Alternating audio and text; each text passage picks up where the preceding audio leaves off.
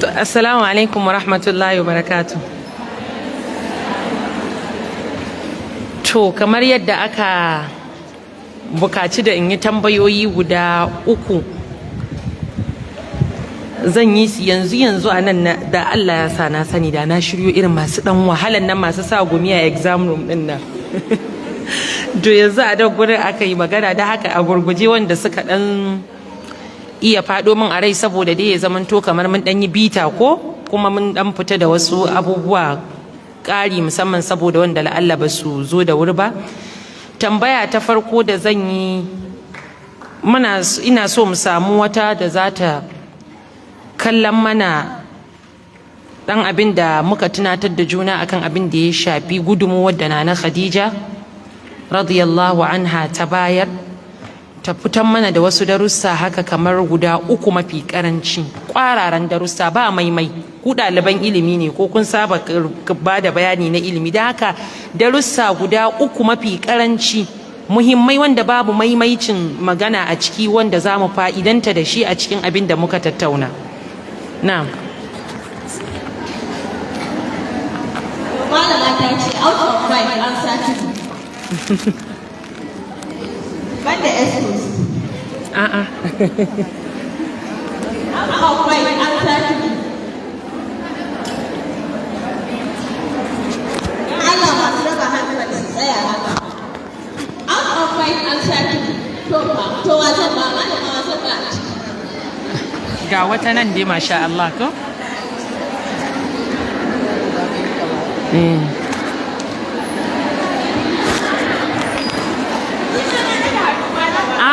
Babu ke ba. Ke kika ce banda Esco. Mu ma banda MC ko?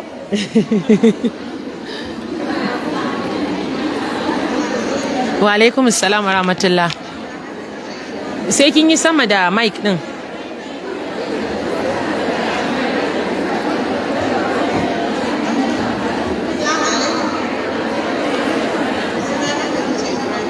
Na'am.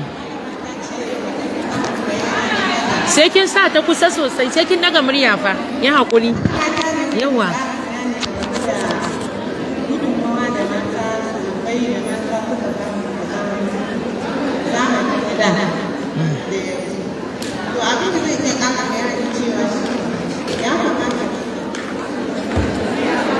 Kin fahimci question din kuwa? Na'am.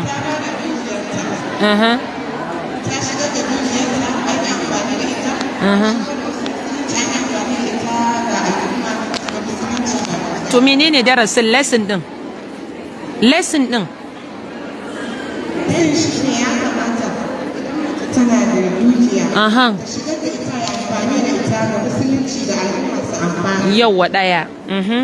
Sai magana ta biyu ko shi ne ya kamata mace ta zama tana da ilimi yadda za ta tausa mijinta ta dora shi a kan hanyar da ya dace. Mumtaz iya zama da miji biyu. Sai tambaya amsa na uku, ya kamata mace ya zamana tana tarbiyyantar da yaranta yadda shi ne aka cewa idan uwa tana da tarbiyya yara za su zama da suwa suna da tarbiyya. Wannan mun faɗe shi amma akan kissan na Khadija ba mu yi kawo abin da ya shafi yara ba. Amma guda biyun da kika kawo kan ta kama su ƙarfi ƙwarara. A ba ta hijabin ta za su yi mata dariya.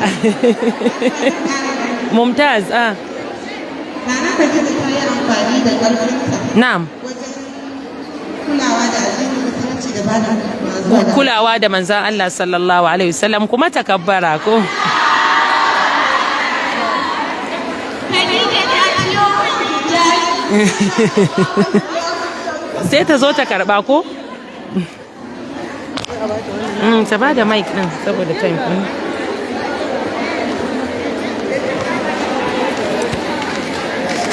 To ban san suna da ko kawai kowanne za ta dauka.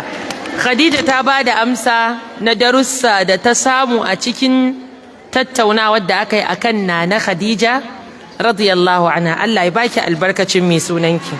Faddali zo ta dauka ko ba ta ban san tsarin da za ku yi ba gurin fara. To ni zan bayar. Ta.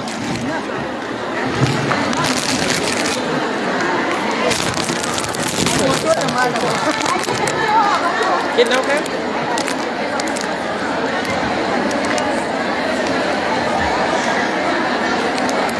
barakallahu fiki malama ta sai magana nan da muka tafi yawa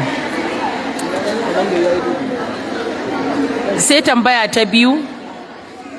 ta biyu cikin fuskokin da mata magabata na kwarai suka ba da gudunmuwa mun kawo misalin Asma binta Abi Bakar radiyallahu anha da irin gudunmuwa da ta bayar lokacin da manzo Allah sallallahu alaihi wasallam da Abi Bakar radiyallahu anhu za su yi hijira daga Makka zuwa Madina.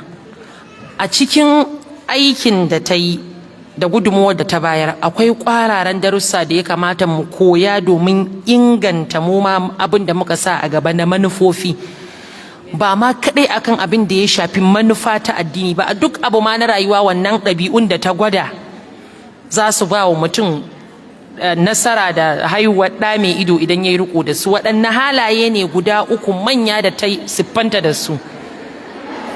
A zaɓo yanzu sai a ba 'yan tsakiya ko tun da ɗazu an ɗauko Khadija daga can, yanzu daga nan.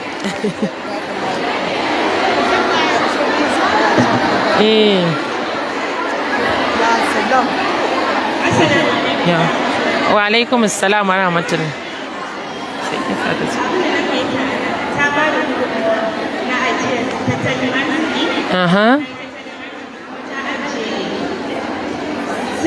Mumtaz.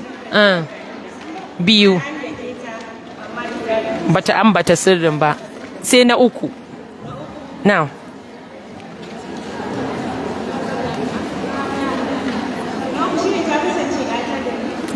Mumtaz, kun ga ta kawo mana ma wata abin. Mumtaz, wannan ma fa'ida ce. Ya sunanki? Masha Allah, Rabi'a ta fito ta karbi hijabinta ita ma. Shikenan. Malama ta Amina, kin mata dan biki fa. Dama can ne yanzu. Na'am. Malama Rabi'a yi takwararki ce ma ko? Takwararki ce dama. Kin mata dan biki, to ke zaki zo ki sa hijabin nan. Wani Barakallahu fiki. Allah yi albarka. To ga takwararki na neman ki. Yau ga ta ma ashe ko.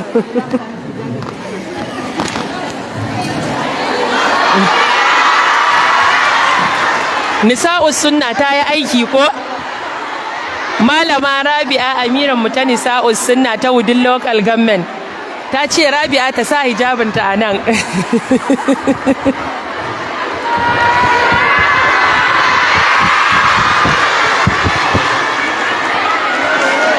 Mumtaz, Allah ya miki albarka, Allah ya sa albarka a rayuwa da ilimi baki daya. Gashi ko masha Allah sai tafi kyau ko? Barakallahu fiki.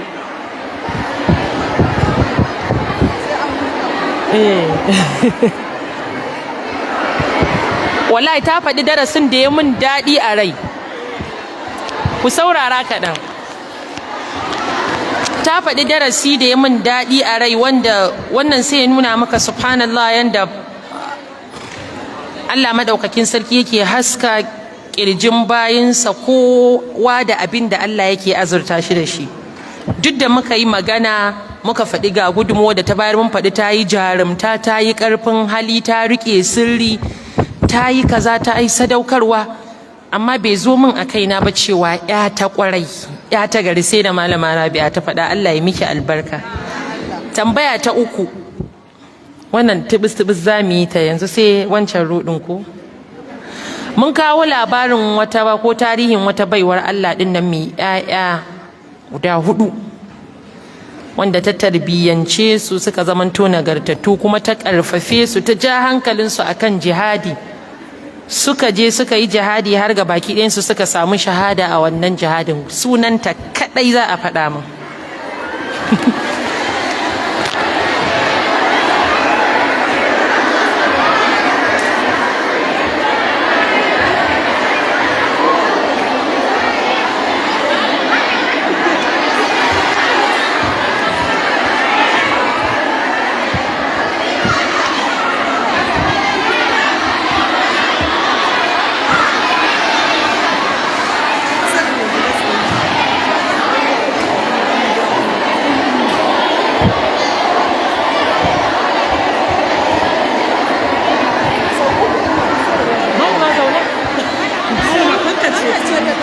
damuwa.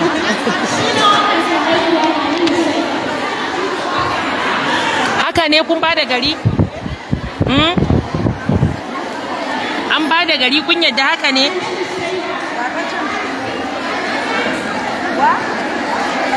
Nusaiba ta ce ba, Nusaiba ba.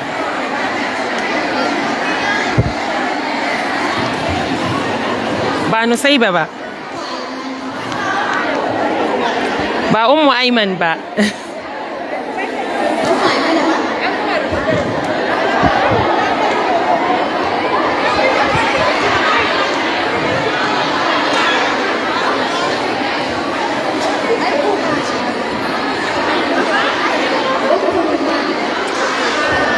Ai ban ma ambaci Ummu Ruman ba. La la la la.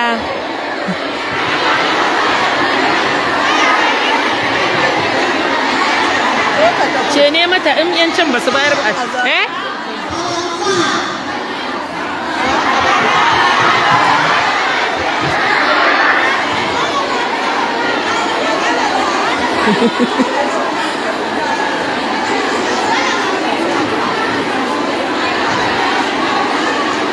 Ai kawai ta tawai yan wannan rodin sun ba da gari a ba wasu.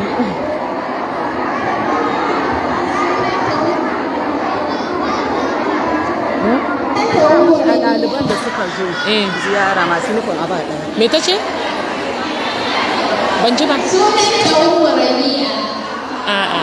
Ummu Rabi'a labarin ta daban.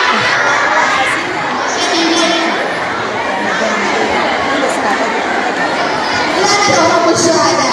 A'a, shi kenan ta yi min wayo wannan me wayo ce. Kawai ta. Ta sako kawai. Ta ba wata kawai.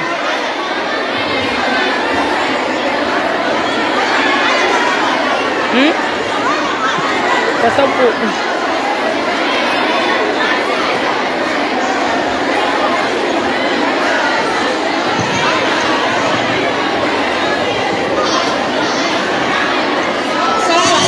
Wa'alaikum salam. Sunanta Ummu Hamza.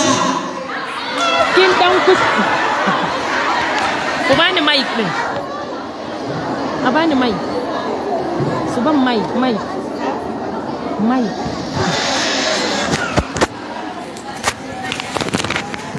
Yanzu dai ya canke kawai muka yi. Ta ci gari saboda ta kusa. Alkhansa'u ba Ummul Khansa ba.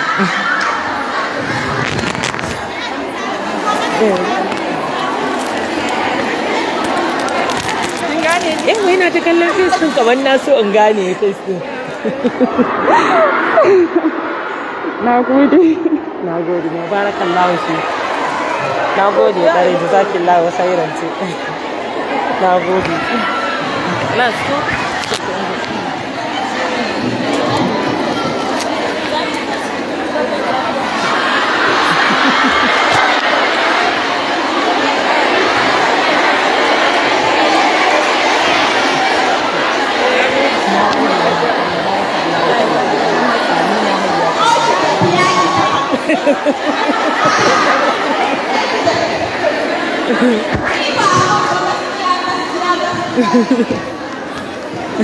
Yawa, kai za ki ba su da ganda shi wani ba jarirai suna ba.